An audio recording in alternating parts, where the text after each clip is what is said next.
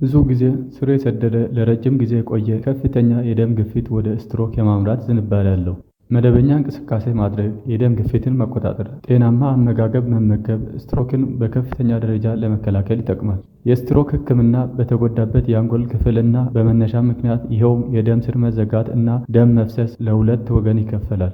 ሰላም ውድ የጤና ቲፕ ቤተሰቦች፣ ዛሬ በጣም አስፈላጊ ስለሆነ የጤና ጉዳይ እንነጋገራለን። ከኛ ጋር እስከ መጨረሻው ከቆያችሁ ስለ ስትሮክ ወይም የአንጎል መጋኛ ምንነትና አይነቶች፣ በስትሮክ የተጠቃ ሰው ስለሚያሳያቸው ምልክቶች፣ ለዚህ በሽታ ተጋላጭ ምክንያቶች፣ ሰዎች በስትሮክ ሲጠቁ ማድረግ ያለብን ወሳኝ ምክሮች እንዲሁም የህክምና እርዳታዎች፣ ለስትሮክ በሽታ ስለሚደረግለት ህክምና፣ ስትሮክ እንዳይከሰት መከላከያ መንገዶችን ጨምሮ ሌሎች ጠቃሚ መረጃዎችን ይዤ ወደ እናንተ መጥቻለሁ። ቪዲዮ ላይ ያላችሁ ሀሳብ፣ አስተያየት፣ ጥያቄ በኮሜንት ማስቀመጫ ሳጥን ውስጥ ጻፉልኝ። ቻናላችንን ያልተቀላቀላችሁ ሰብስክራይብ በማድረግ ቤተሰብ እየሆናችሁ የሚለቀቁ ቪዲዮዎች ቀድሞ ወደ እናንተ ያሳወቁኝ መልእክት ወይም ኖቲፊኬሽን እንዲደርሳችሁ የደወል ምልክቷን በመጫን አብሮነታችሁን አሳዩ። ከምንነቱን ጀምር። ስትሮክ ወይም የአንጎል መገኛ ማለት ወደ አንጎል የሚሄደው የደም ፍሰት ሲቋረጥ ወይም ሲፈስ የሚፈጠር አደገኛ ሁኔታ ነው። አንጎላችን የተለመደ ተግባሩን በተደራጀ ሁኔታ እንዲሰራ ኦክሲጅንና ንጥረ ምግቦች የሚያስፈልገው ሲሆን ይህ የጤና እክል ሲገጥመው መድረስ የነበረበት ሳይደርስ ሲቀር በጥቂት ደቂቃዎች ውስጥ የአንጎላችን ህዋሳት መሞት ይጀምራሉ። ከዚህ ጋር ተያይዞ በሰውነታችን ላይ እንግዳ የሆኑ ምልክቶች መታየት ይጀምራሉ። አንጎላችን የሚጠቅመውን ኦክሲጅንና ንጥረ ነገሮችን በካሮቲድ እና በቨርተብራል አርተሪ በሚባሉ ደም ወሳጅ ቧንቧዎች ሲቀበል፣ ጥቅም ላይ የዋለን ደም ደግሞ ከአንጎል ህብረ ህዋሳት በላይኛው ቬና ካቫ ወይም ሱፔሪየር ቬና ካቫ በሚባል የደም ቧንቧ ወደ ልባችን ለድጋሚ አገልግሎት ይሄዳል ማለት ነው።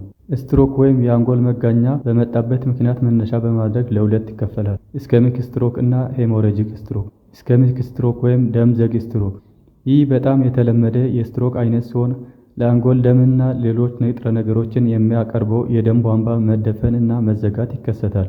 ሁለተኛው እና ሌላኛው የስትሮክ አይነት ሄሞሬጂክ ስትሮክ ሲባል፣ ይህ ደግሞ በአንጎል ውስጥ ያለው የደም ስር መፈንዳትና ደም መፍሰስ የተነሳ የሚከሰት ነው።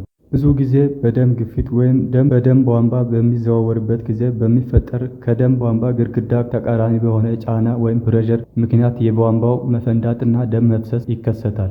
ሌላኛው የስትሮክ አይነት ሚኒ ስትሮክ ሲሆን በጊዜያዊ የደም ዝውውር መቋረጥ የሚመጣ ነው።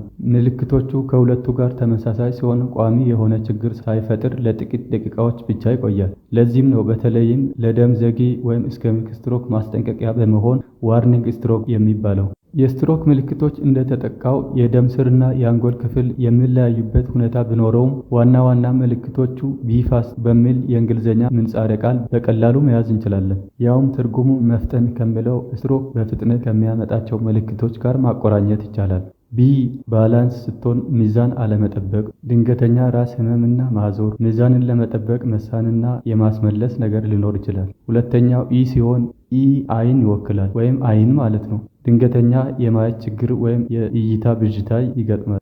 ሶስተኛው ኤፍ ሲሆን ኤፍ ለፌስ ወይም ፊት ለሚለው ቃል ጥቅም ላይ ሲውል ድንገተኛ የፊት ቅርጽ መጣመም ወይም በአንደኛው በኩል ማጋደል፣ ለፈገግታ መቸገር፣ አፋቸውን ወይም አይናቸውን ለመግጠም መቸገር ይገጥማቸዋል።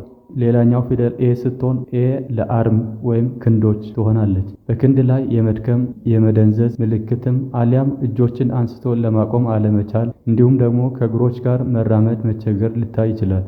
እግርን በተመሳሳይ መልኩ በአንድ ወገን ድክመት ሊታይበት ይችላል። ሌላኛው ፊደል ኤስ ስትሆን ኤስ ለስፒች ወይም ንግግር ይሆናል። ንግግራቸው ሊደበዝዝ ወይም ላይሰማና ያለማገናዘብ ነገር ሊኖራቸው ይችላል። ምንም እንኳን ንቁ ቢመስሉም አለማውራት አሊያም ነገሮችን አገናዝቦ ለመረዳት ሊቸገሩ ይችላሉ። ቲ ለታይም ወይም ጊዜ ስትሆን ከምልክቶች አንዱንም ካዩ በጊዜው ወዲያውኑ የህክምና ድጋፍ ማግኘት ወሳኝ ነው። ሌሎችም ተጨማሪ ምልክቶች ልክ እንደ ድንገተኛ ራስ ምታት፣ ማዞር፣ የእይታ ችግር፣ ግራ መጋባት፣ ለመራመድ መቸገር፣ እነዚህ ምልክቶች ካሉ ወዲያው ወደ ሆስፒታል መሄድ አስፈላጊ ነው። ከስትሮክ መንስኤዎች መካከል ግማሾቹ ሊታከሙ፣ ሊለወጡ፣ ልንቆጣጠራቸው የምንችላቸው ወይም ሞዲፋየብል ሲሆኑ ሌሎቹ ግን የማይለወጡ አይነካዎች ወይም ነን ሞዲፋየብል አይነቶች ተብሎ ይጠቀሳሉ። ደም ዘጊ ስትሮክ ወይም ኢስኬሚክ ስትሮክ የሚከሰተው የአንጎል የደም ስር ከዚያው በተከሰተ የደም መርጋት ወይም ትሮምቦሲስ አሊያም ደግሞ ከሌላ ቦታ በመጣ ቀላዋጭ ጉጉል ደም ወይም ኢምቦሊዝም ምክንያት ሲሆን የደም አፍሳሻ ስትሮክ ወይም ሄሞሬጂክ ደግሞ ቀጥታ አንጎል ላይ ሲፈስ ወይም ኢንትራሴረብራል ሄሞሬጅ በአንጎል ላይ ፈሳሽ ቧንቧ ወይ ሳብ አርክኖይድ ሄሞሬጅ ውስጥ ሲፈስ ምክንያቶቹ በአደጋ መንስኤነት የሚከሰቱ ወይም ትራውማቲክ እና አደጋ የለሽ ነን ትራውማቲክ ተብሎ ይከፈላሉ። ስለዚህ ለሁለቱም አይነት ስትሮኮች ሁለት የተለያየ መንስኤ ምክንያት አሏቸው። ከስትሮክ መንስኤዎች መካከል እነሆ። አንደኛ ከፍተኛ የደም ግፊት ሲሆን ይህ ደም ስሮችን ሊያጠቃ የሚችል ትልቁ ምክንያት። ሁለተኛ የስኳር በሽታ በአግባቡ መፍትሄ የማይሰጥ ከሆነ ደም ስሮችን በመጉዳት ስትሮክ ማምጣት ይችላል። ሶስተኛ ማጨስ ይህ ደም ስሮች ግትር እንዲሆኑና ልምጥምጥነታቸው እንዲቀንስ በማድረግ ችግር ያመጣል። አራተኛ አልኮል በብዛት መጠቀም ሲሆን ከፍተኛ የደም ግፊትን ያመጣል። በነገራችን ላይ የደም ግፊት እንዴት ስትሮክ እንደሚያመጣ ከላይ ስለተወያየን የማወራችሁ ይገባችኋል ብዬ ተስፋ አደርጋለሁ። ካልሆነ ወደ ኋላ መልሳችሁ ማየት ትችላላችሁ። አምስተኛ ከፍተኛ ኮሌስትሮል የደም ስሮች እንዲዘጉ ያደርጋል። ስድስተኛ ውፍረትና እንቅስቃሴ እጥረት። 7 የልብ በሽታ ለምሳሌ የልብ በሮችና የልብ ወለል ህመሞች። 8ኛ የዕድሜ መግፋት በተለይም ከ60 ዓመት በላይ መሆን። 9ኛ ልዩ ልዩ የደም ስር ብግነት በሽታዎች ወይም ቫስኩላይተስ እና ያልተስተካከለ ልብ ምት።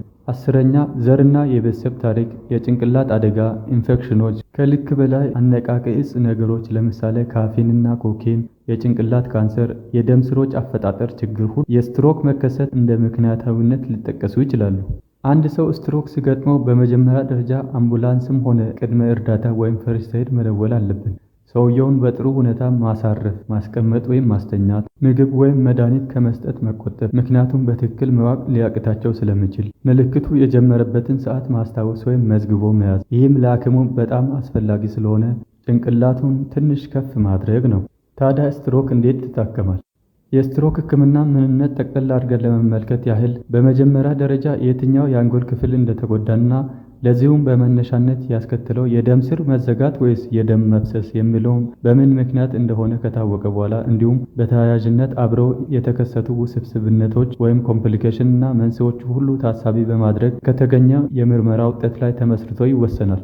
ስትሮክ በአብዛኛው ጊዜ በመድኃኒቶች ሲታከም ይኸውም የደም መርጋትን ለመከላከልና ለማሟሟት የደም ግፊትን ለመቀነስና ኮሌስትሮል መጠንን ለመቀነስ ተብሎ የሚወሰዱ መድኃኒቶች ያጠቃልላል። በመጀመሪያ ደረጃ በአጣዳፊነት የተከሰቱ ችግሮችን ማስተካከልና ክትትል ወይም ስታቢላይዜሽን ኤንድ ሞኒተሪንግ ሲሆን ይኸውም በሁለተኛነት የሚከሰቱ ችግሮች ሳቢያ እንደገና ከአንጎል ላይ የሚኖር ጉዳትን ለመቆጣጠር ያስችላል። የደም ግፊትን መጠን በተገቢው ልክ ማስተካከል፣ የኦክሲጅን ፍላጎቱን ማገዝ፣ የደም ስኳር መጠንን ማስተካከል፣ የሰውነት ሙቀትን በተገቢው መንገድ ተቆጣጥሮ መያዝ፣ የደም ውስጥ የሙልና ማዕድናት እንዲሁም የአሲድ ቤዝ ውቅርን በአጥጋቢነት ማስተካከል፣ ኢንፍርፍሪት ወይም ሲዥን ከተከሰተ ማከም። በዚሁ አጋጣሚ ስለ ኢንፍርፍሪት ወይም ሲዥር የሰራሁት ሙሉ ቪዲዮ አለ፣ በማየት ጠቅለል ያለ መረጃ ማግኘት ትችላላችሁ። ሌላው የጭንቅላት ውስጥ ግፊት መጨመር ካለ ማከም፣ ምግብ ለመዋጥ አለመቻል ወይም ዲስፋዥያ ካለ የምግብ ቱቦን በአፍንጫ ማስገባትና ከምግብ ማነስና ተያያዥነት ያላቸው ውስብስብነቶች ሁሉ መከላከልና ማከም፣ የደም መርጋትን መከላከል፣ የጨጓራ ቁስለትን መከላከል፣ የሳምባዎችና የሽንት ቧንቧ ኢንፌክሽኖች ጋር የተያያዙ ውስብስብነቶች ከተከሰቱ ማከም፣ ከልብ ጋር የተያያዙ ችግሮች መከታተልና ማከም እንዲሁም የህመም ስሜት ካለ እንደ አስፈላጊነቱ ማስታገሻዎችን መስጠት ነው። ውድ ተመልካቾች ከላይ የጠቀስኳቸው በባለሙያ የሚሰሩ ክንውኖች ስለሆኑ ቤት ውስጥ ፈጽሞ ሊደረጉ አይገባም። አንዳንድ ጊዜ ደግሞ የአንጎልን እብጠት ለማከም አሊያም ለስትሮክ መንስኤነት የተጠቀሰውን የደም መፍሰስ በተለይም በአንጎል ፈሳሽ ቧንቧ ውስጥ ከሆነ አደጋውን ለመቀነስ ሲባል ቀዶ ጥገና ሊያስፈልግ የሚችልበት ሁኔታዎች አሉ። ለስትሮክ ወይም ለአንጎል መጋኛ የሚሰጡ መድኃኒቶች ልክ እንደየአይነታቸው ለሁለት ይከፈላሉ። የመጀመሪያው ለኢስኬሚክ ስትሮክ የሚሰጡ መድኃኒቶች ሲሆኑ የረጋ ደምን የሚያፈርሱና ሌላ የደም መርጋት እንዳይከሰት የሚሰጡ መድኃኒቶች ናቸው። አስፕሪን፣ ክሎፒደግሮል፣ በጸረ ደም ረጊ ወይም አንቲፕላትሌት እንዲሁም ሪቫሮክሳባን፣ ዋርፋሪን የሚባሉ መድኃኒቶች ደግሞ በደም ማቅጠኛ ወይም አንቲኳኩላንት ስር ይጠቀሳሉ። ሌሎቹም ደግሞ የደም ኮሌስትሮል መጠንን የሚጠብቁ አትሮቫስታቲን፣ ሩቫሮስታቲን እንዲሁም ሌሎችም መድኃኒቶች ኢስኬሚክ ስትሮክን ለማከም የሚውሉ መድኃኒቶች ናቸው። ሁለተኛው ለሄሞራጂክ ስትሮክ የሚሰጡ መድኃኒቶች ሲሆኑ ለኢስኬሚክ ስትሮክ የሚሰጡ የደም ፍሰትን ሊያባብሱ የሚችሉ የደም ማቅጠኛና ጸረ ደም ረጊ መድኃኒቶች ለዚህ ጥቅም ላይ አይውሉም። ይልቅ የደም ግፊትን የሚቀንሱ መድኃኒቶች ይኸውም ተጨማሪ የደም መፍሰስን ለማስቆም ወይም ለመቀነስ የሚረዱ መድኃኒቶች ይሰጣሉ። ለምሳሌ ቤታ ብሎከርስ የሚባሉ ሜቶፕሮሮል፣ ሚሶፕሮሮል፣ ፕሮፕራናሎል እንዲሁም ካልሲየም ቻናል ብሎከርስ የሚባሉ እንደ አሚሎዲፒን፣ ኒፊዲፒን ወዘተና ኢሲኢ ኢንሂቢተርስ ተብሎ የሚታወቁ እነ ኢናላፕሪል፣ ሊስኖፕሪል፣ ካቶፕሪል የሚባሉ መድኃኒቶች ሄሞሬጂክ ስትሮክን ለማከም ይጠቅማሉ። የሚከተሉትን በማድረግ በአንጎል መጋኛ ወይም ስትሮክ የተጠቃን ሰው ለመለየት በቀላሉ ሊረዱ የሚችሉ ዘዴዎች ናቸው። አንደኛ የህክምና ታሪክና የአካል ምርመራ ሲሆን ሐኪሙ ምልክቱ መች እንደጀመረ፣ ምን አይነት እንደነበረና የህክምና ታሪክ ልክ እንደ ግፊት፣ ስኳር፣ ማጨስ፣ የልብ በሽታ እንዳለው ይጠይቃል። በመቀጠልም ከነርቭ ጋር ተያያዥ የሆኑ ምልክቶችን ሊያስተውል ይችላል። የጡንቻ ጥንካሬ፣ ቅጽበታዊ ድርጊት ወይም ሪፍሌክስ፣ ንግግር፣ እይታ እንዲሁም ንቃተ ህሊና ደረጃውን ሊያስተውል ይችላል። ሁለተኛው የአንጎል የውስጥ ሁኔታ ሊያሳዩ የሚችሉ ምርመራዎች ልክ እንደ ሲቲ ስካን እና ኤምአርአይ። ሶስተኛው የደም ቧንቧን ሁኔታ በሲቲ አንጂኦግራፊ፣ በኤምአርአይ አንጂኦግራፊ፣ በካሮቲድ ዶፕለር አልትራሳውንድ በሚባሉ ምርመራዎች የደም ዝውውር ወደ አንጎልና ከአንገት በላይ ያለውን ያረጋግጣሉ። በተጨማሪም እነዚህ ምርመራዎች የተዘጋን የደም አዟሪ ቧንቧ እና የጠበበና የረጋ ደም ለማየት ይጠቅማሉ። አራተኛው የደም ምርመራና የልብን ሁኔታ የሚያረጋግጡ እንደ ኤሌክትሮካርዲዮግራም፣ ኢኮካርዲዮግራፊ ሊጠቀሱ ይችላሉ። በመቀጠል የሚጠቅሳቸውን በማድረግ ስትሮክን በከፍተኛ ደረጃ ለመከላከል ይቻላል። የደም ግፊትን መቆጣጠር፣ ሲጋራ ማጨስ ማቆም፣ ጤናማ ምግብ መመገብ፣ የአልኮል መጠጦችን መቀነስ፣ መደበኛ እንቅስቃሴ ማድረግ፣ ክብደትን መቆጣጠር፣ የስኳር በሽታን መቆጣጠር። ውድ ተመልካቾቻችን ሌላ ጊዜ በሌላ ቪዲዮ ከስትሮክ መልሶ ማገገሚያ ምክሮችን ይዤ ወደ እናንተ እመጣለሁ።